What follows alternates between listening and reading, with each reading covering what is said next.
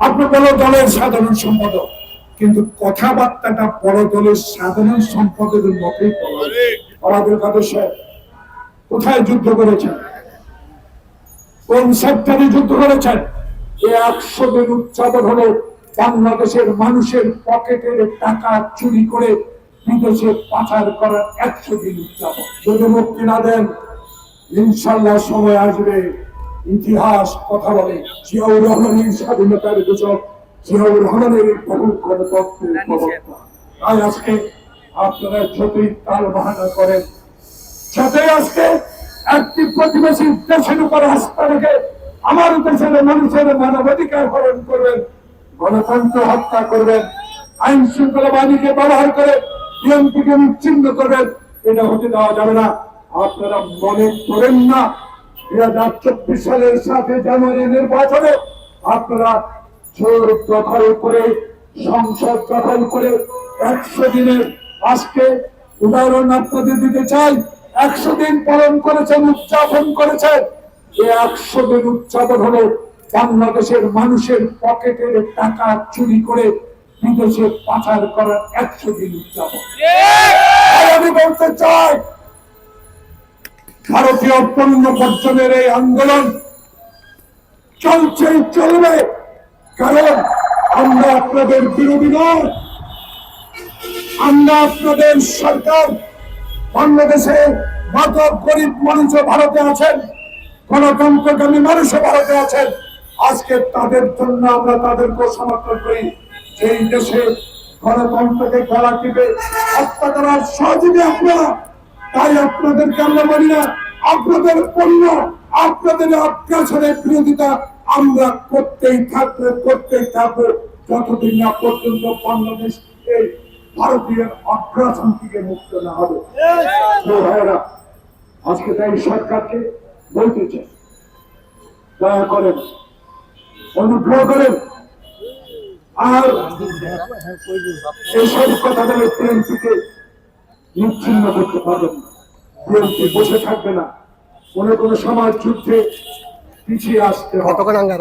আমাদের জাতীয়তাবাদী দল এমন একজন নেতার নেতৃত্বে আজকে সংগঠিত হচ্ছে। আজকে এই জাতির বিবেক প্রেস ক্লাবের সামনে কথা দিয়ে দিতে পারি, আন্দোলনে আমরা কিছু হই নাই, আন্দোলনের শক্তি অর্জন করেছি। এই শক্তি দিয়ে ইনশাল্লাহ বাংলাদেশে তত্ত্বাবধায়ক সরকার কায়েম হবে। বাংলাদেশে তারেক রহমান ইনশাল্লাহ ক্ষমতা আসবে, তার পিতার মতো গণতন্ত্র বাংলাদেশে প্রতিষ্ঠা লাভ করবে। এই অঙ্গীকার আমরা করতে চাই। তাই বলতে চাই, রক্ষা করুন মানুষকে, অত্যাচার থেকে রক্ষা করুন, জেল জীবন থেকে রক্ষা করুন, কারাবন্দী সকলের নেতার মুক্তি দেন। যদি মুক্তি না দেন, ইনশাল্লাহ সময় আসবে, ইতিহাস কথা বলে যারা 1 মিনিটে গণতন্ত্রকে গলা টিপে হত্যা করেছেন, যারা ভোটের বাক্স হেলিকপ্টারে এনে সিল মেরে আজকে জয়লাভ করিয়ে দিয়েছেন, তারা 2024 সালে ভাইয়ে ভাইয়ে নির্বাচনে আবার সংসদ তৈরি করে বিরোধী দল তৈরি করে টিকে থাকবেন।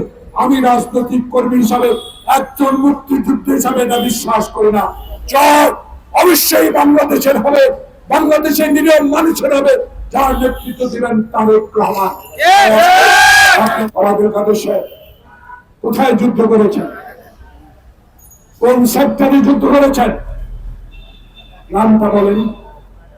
আর আমাকে প্রশ্ন করেন, আমার দলের মেজর হাফিজকে প্রশ্ন করেন, অ্যাডভোকেট ফজলুর রহমানকে প্রশ্ন করেন, মনির আলম চৌধুরীকে প্রশ্ন করেন, কোথায় যুদ্ধ করেছে। আপনি বড় দলের সাধারণ সম্পাদক, কিন্তু কথাবার্তাটা বড় দলের সাধারণ সম্পাদকের মতোই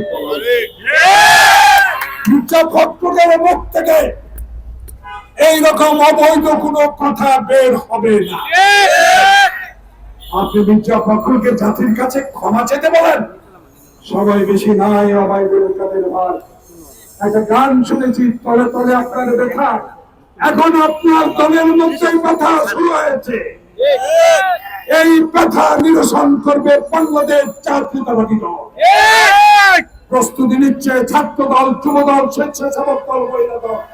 বাংলাদেশে অত্যাচার কত করবেন, কত সবকে জানিয়ে নেবেন, কত মামলা আজকে এই সালামের বিরুদ্ধে দেবেন। আমার বিরুদ্ধে মামলা 80টার উপরে দেয় না, কিন্তু কথা দিয়ে গেলাম চাকরির সামনে আমরা মরি নাই, মরব গণতন্ত্র বিজয়ের পতাকা নিয়ে। তারেক রহমানকে বাংলাদেশে খোদা হাফেজ।